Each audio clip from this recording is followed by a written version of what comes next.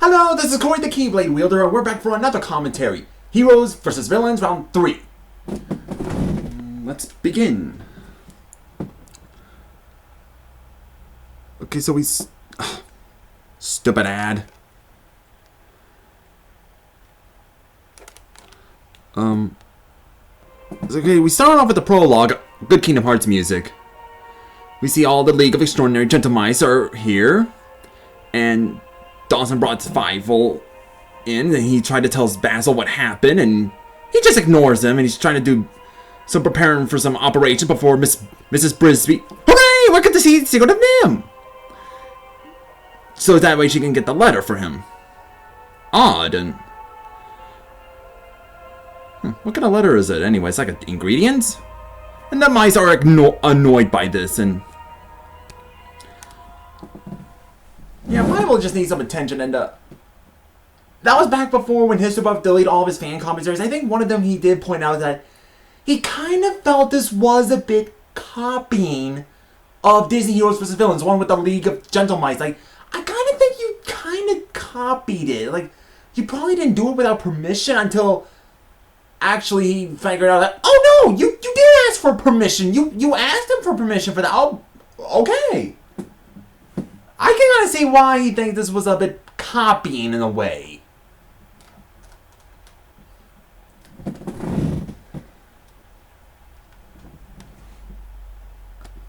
Come on.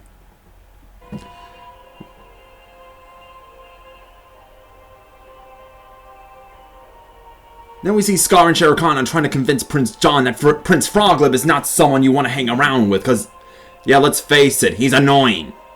But Prince John ignores them, and both Scar and Shere Khan decide to go out for a hunt. That's how most predators do. Then we see Maleficent arriving at Lady Tremaine and ask her to join an alliance.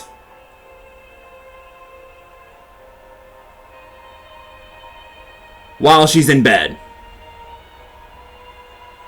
Kind of a awkward way to talk to someone, huh? But Lady Tremaine is intrigued by this and will think about it.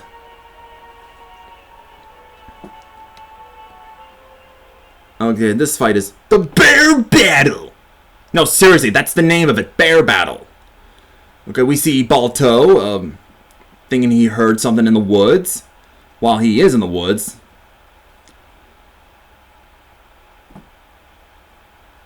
Along with his, I forgot the names. I think Boris, that's the goose's name. And then the two polar bears. I do like Balto. It's a really good film. And then we see Belle and the Beast, after escaping from the castle that Ruber is now owned, or whatever, walking through the forest. Hold on.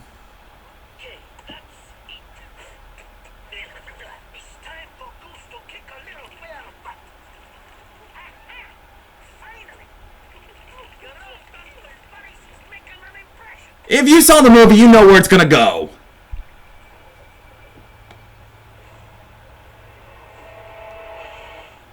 The bear from the Fox and the Hound. If I saw that bear, I'd be freaked out too. I guess this bear is not in any alliance, he's just a rogue. Yeah, if you've seen any nature documentaries or study about animals, you would know that most animals are more their own way or whatever, or unless they're in their own pack. Bears are really strong when you look into them.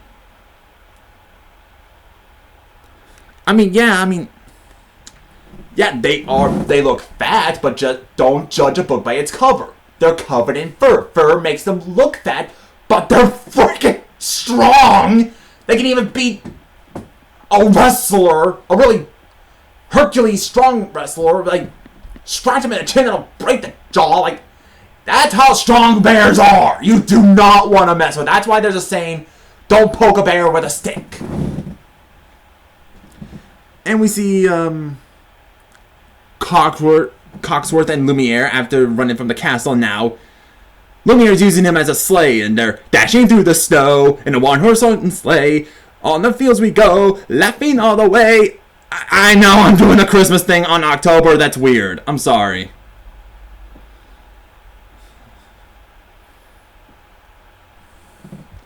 Timber! And then Belle runs into another bear. The one from Balto. Oh boy. Beast versus the bear. Now, that's actually pretty cool. Beast does also have the strength of a bear. Oh, there. And there's Balto's girlfriend. I forgot the name. I think it was Rita or something.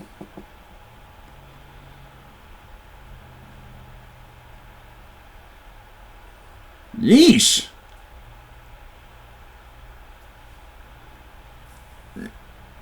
Now there's just two bears. They don't have names. They're just known as bears.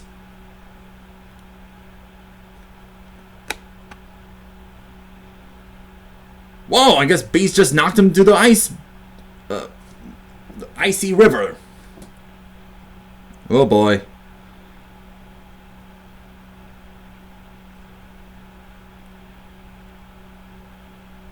I guess his left foot on in the back, it just caused it to crack or something. Oh boy. It looked like Bella was going to save Balto, but now they're both trapped in there.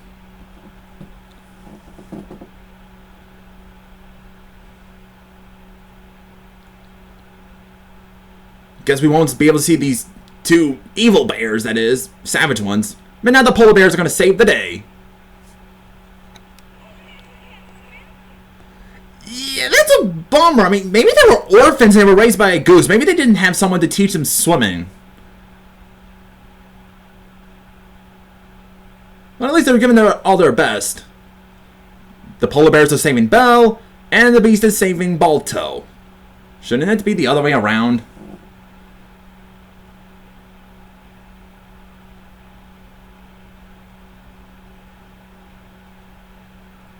Yeesh.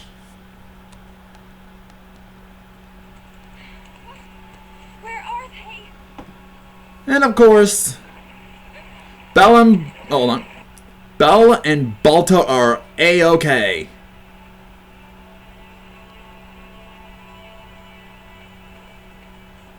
Okay, I like the Kingdom Hearts music also. The one from the Pride Lands world.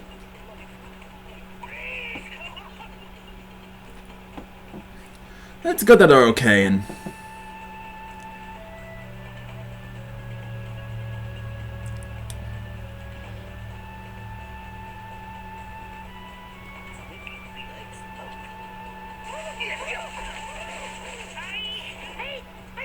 Then why are you owning bears? Okay, now the first fight. Well, actually the next fight. Robin Hood versus Prince Froglib. Prince Froglib is talking with his parents and unknowing that Robin Hood and Little John are sneaking through the palace.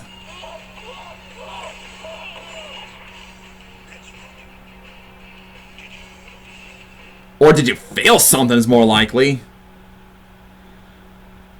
Actually, I love the music. I'm sorry I can't put it up because, you know, just in case of the copyright. And now that's a fight. I actually like this fight. Okay, despite how much I hate Prince Froglib, I actually like this fight. Outrageous. I can't believe I'm doing Froglib's line. Yep. Yeah, she has something that'll protect her feet. Oh boy. And Robin Hood and Little John wins and they make their escape. Next fight. Sekal Khan, or Mowgli versus Sekal Khan. His acolyte has told Sekal Khan that there is a boy wandering through the jungle and he thinks... Sekal Khan thinks he might make a good sacrifice to the gods. Uh-oh! And he runs into Mowgli along with Baloo and Bagheera. Yeesh! Guess they're trying to... It's like Baloo and Bagheera are trying to save him so we don't kill him. Un-Baloo-like, isn't it? He should have gone boom instead of go rawr. Okay, is Sekal Khan a Jedi? Did he use the Force on him? Either that or just magic. It looks like he used the Force. Oh, Bagheera, you have one strong paw! Guess Mowgli, Baloo, and Bagheera wins.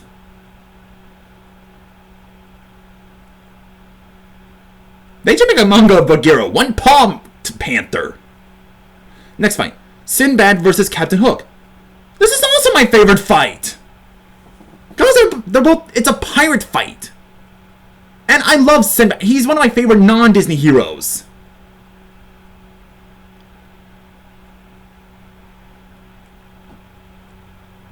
Oh, there's Spike. Long time, Mr. Smee. And oh, look at the dog giving him kisses. Oh yeah, good editing there. Looks like Sinbad is just going after Hook's treasure. Ooh! And now Sinbad gets to have all of Hook's treasure. Looks like Sinbad wins, and now Hook's got Sinbad on his enemies list. Right up next to Peter Pan, I guess. Next fight, Mrs. Brisby versus Lucifer the cat. Seriously, who names their cat after the devil? And description, Mrs. Brisby meets with Jeremy, who's tangled up in probably a yarn ball. That's in Lady Tremaine's house. And Lucifer the cat sees this. I'm glad to see Secret of Nim in there. I hope that it's really cool. It's a great film. It's one of Don Bluth's greatest works.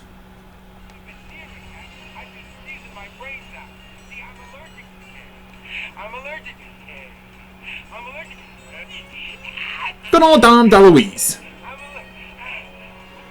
And the crow is allergic to cats, yes. There's a roar. You're gonna hear him roar. Oh, oh, oh, oh. You know, that's a song reference.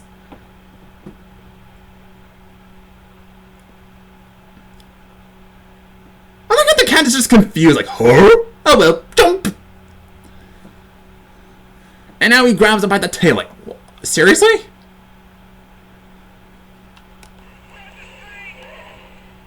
And Miss Brisby wins. Next fight, Tiana and Naveen versus Professor Screw Eyes. Tiana and Naveen are planning for their idea for their restaurant until they meet up with Screw Eyes, who wants to help them. Like, make a deal, One thing good about The Princess and the Frog, it's a really good film.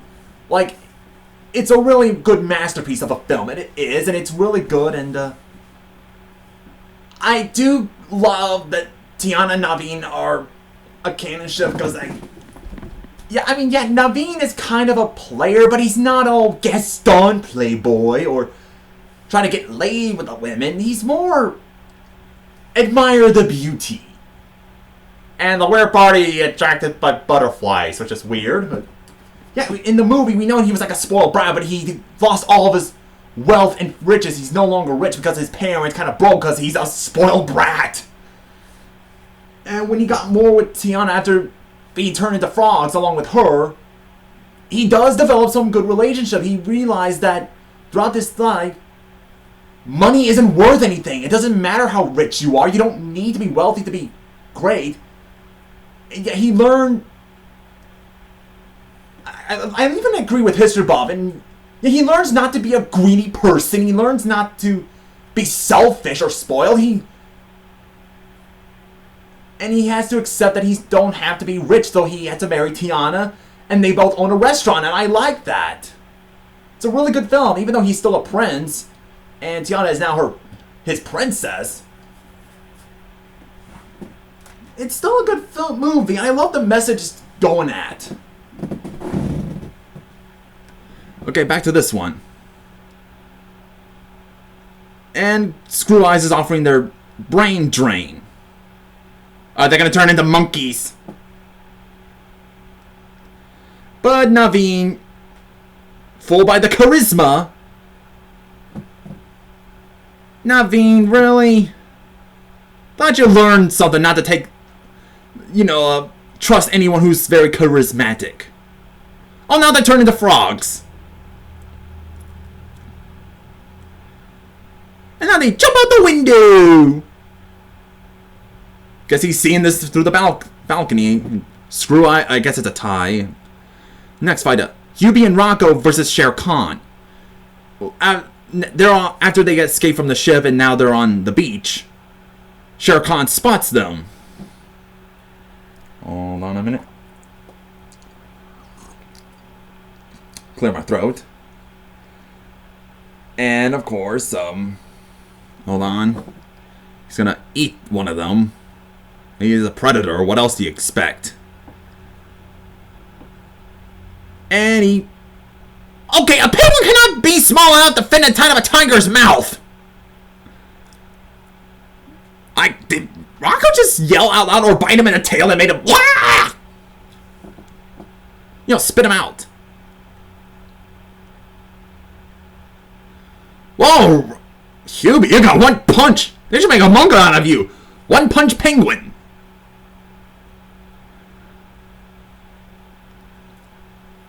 Hubie and Rocco wins.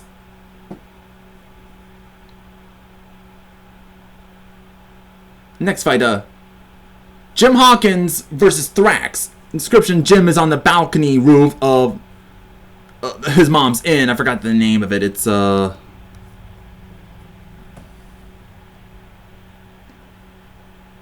yeah, Binbo Inn. Until he notices Thrax. It's like the mysterious figure. That's Thrax. He has to go back inside, and Thrax, along with his crew, or his thugs. And then he tells them, we gotta run. Yeah, I'd be with him on this one if I was in that film. Like, hey, wait for me!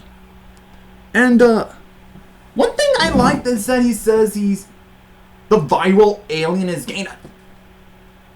Okay, in Osmosis Jones, you think they're all blood cells. Thrax is a virus. But in the tournament, they're aliens. It actually makes sense for them to be aliens. I mean, how else could they fit in the world of animation? It kind of makes sense when you think about it. They kind of do look more like aliens than with cells. Yeah, I still haven't got the film. I hope I'll get it. I'm getting it as one of my collections. And oh yeah, Jesse Miller adds something about the whole non-Disney thing, is that the thing with critics about Quest for Camelot is that they always call it a Disney ripoff when there are other animated films that are like the company's material. That's why they are called non-Disney.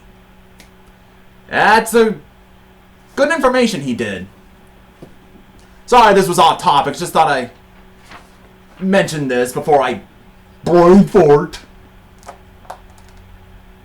So, I actually started from the beginning of Jim versus Thrax. Sorry about that. It's still good fun. I love Treasure Planet. I like Osmosis Jones. They're still good films. Both of them really need more attention. They don't need to be underrated. They need to be un-underrated. That's what I mean. Hold on.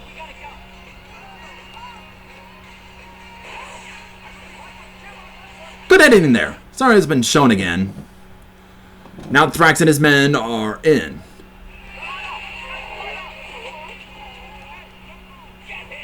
Good editing.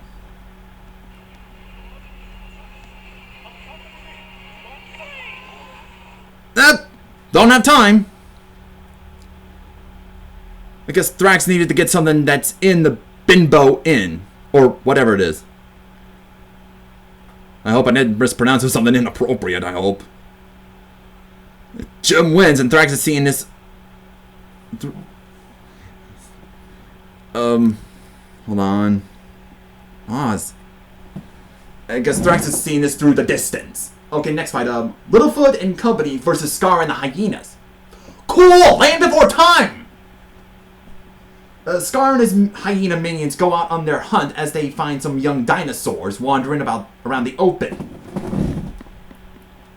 I know from history above when he said about how different sizes between animals of today and the prehistoric animals.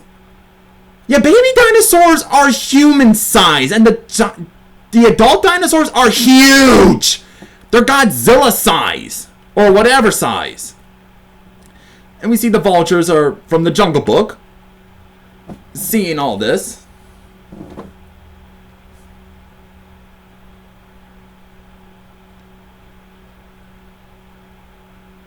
And I guess Littlefoot and his friends are walking around.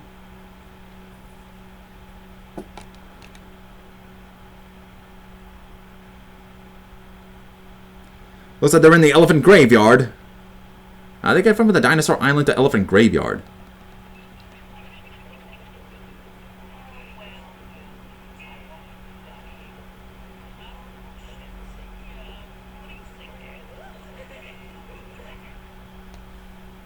Yeah, it's what I was thinking. I just like the editings in these things. It looks. One thing History Buff kind of pointed out is that the vultures are actually the inspiration. They're not in the book, but they're actually based on the Beatles. If you've never heard of the Beatles, shame on you. Look them up. They were one of the most popular bands of all time. They were kind of like the hippie rock band, man. You know, talking about all friendships and love and all that stuff. If you watch the Tim Burton's Charlie and the Chocolate Factory where they sing about Veruca's Salt Song, like if you listen to that song, I'll put in the link down below. It kind of does sound like they're a song from the Beatles. And it does look like that. I think the sad part is that they were sad that... Well, I think there are some new members, or the old ones are still around, but I heard that back in the day they kind of broke up, which is kind of sad, actually. I mean, I think it all started when they were being auditioned as the Vultures, because they were the inspiration for the Vultures for Disney. And the Beatles actually like Disney. They love all the Disney movies. I guess that, except for their singing leader or something, was like the founder. He kind of thought those were just for kids. But he's not a big Disney guy. He just thinks they're for kids. But they did kind of go into this argument at times. But then they were going to audition. They practiced their voices. But the lead singer, who was not huge on Disney, was dating with his girlfriend. They had this big fight going on. They're like, dude, you should have been on an audition. What? I don't care for that stuff. Or I don't know if that's true or not. I had to look into it. But then it was decided they broke up.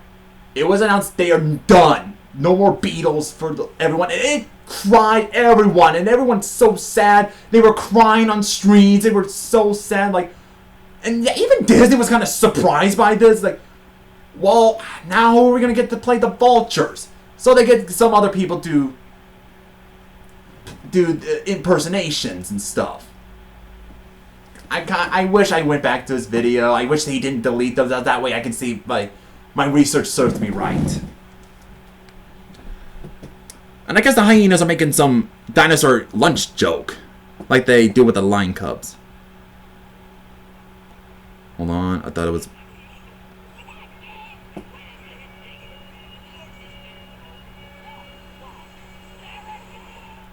Yeah, it's a good editing. Make it like it's talking about Littlefoot and his friends.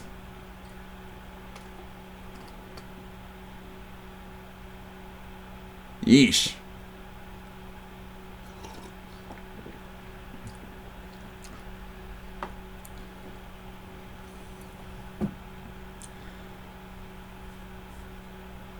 Makes you wonder if they'll get a stomachache after eating the human-sized baby dinosaurs. I think the Vulture's like, come on, let's help them. And we see Scar watching all of this. Oh, wait a minute. This is going to be that scene, isn't it? Bonsai gets knocked into the thorn. And he gets his butt stung by the butch, like the thorns.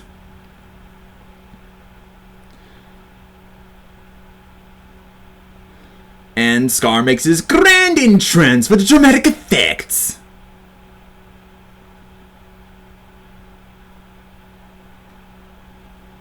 Oh boy.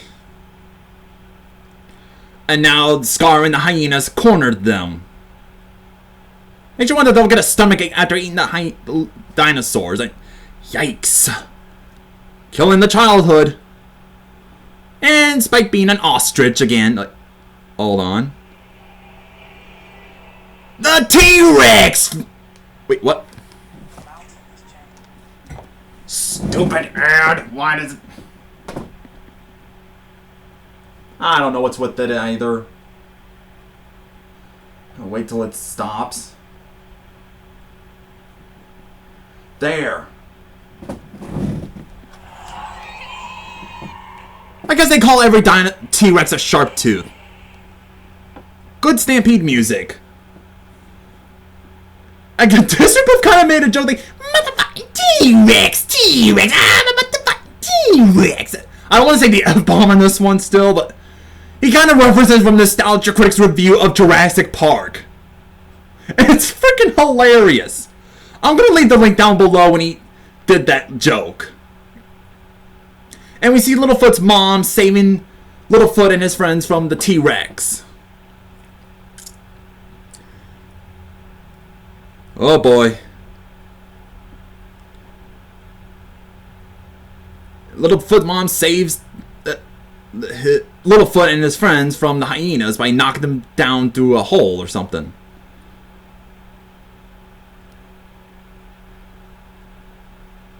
Oh boy, now there's earthquakes.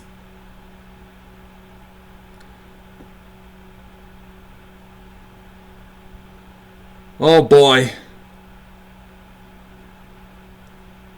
This is one of the most intense scenes, even in from the movie itself.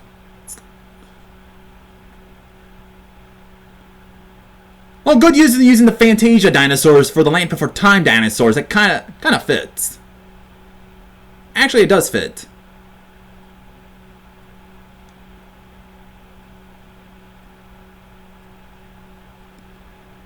Oh boy.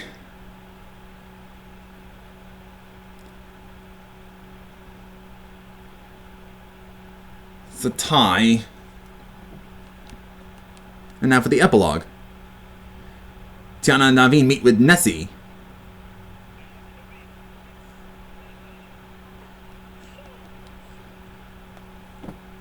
Because they had to team up with her.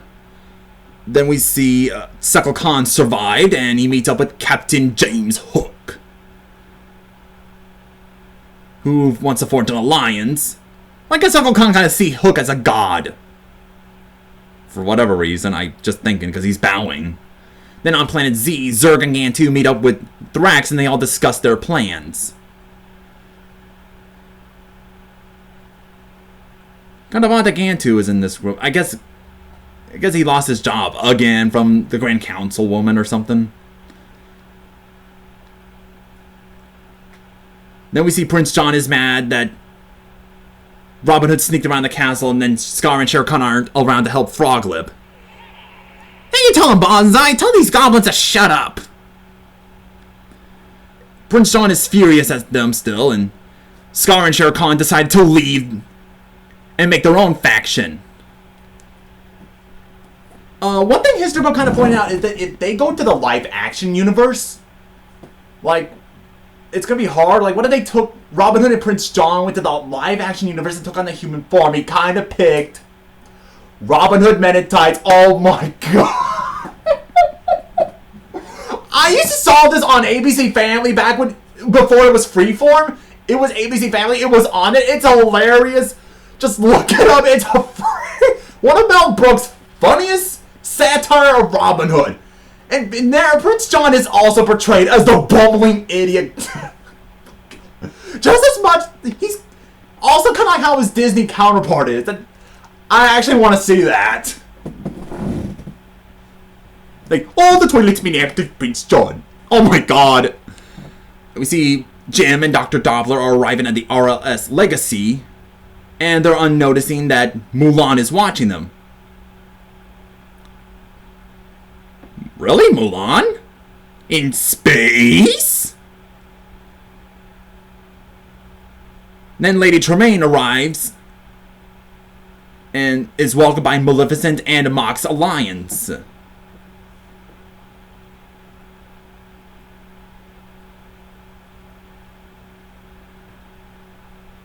Oh boy.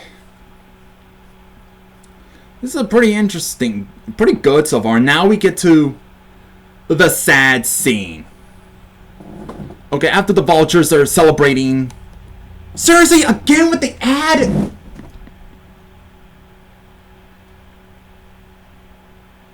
There. the Vultures are celebrating the defeat of both Scar and the Hyenas and the T-Rex. Littlefoot is looking for his mom, and oh, this is something you have to admit. This is one of the most saddest scenes in Land Before Time.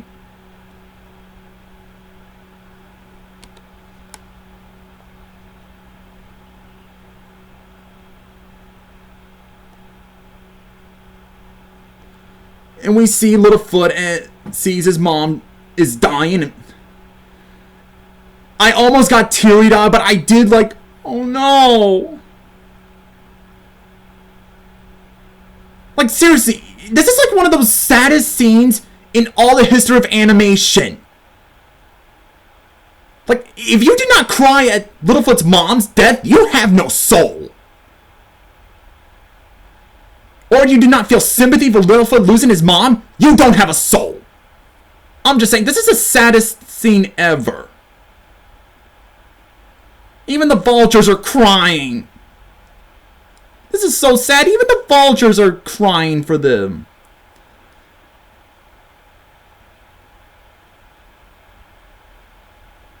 Oh.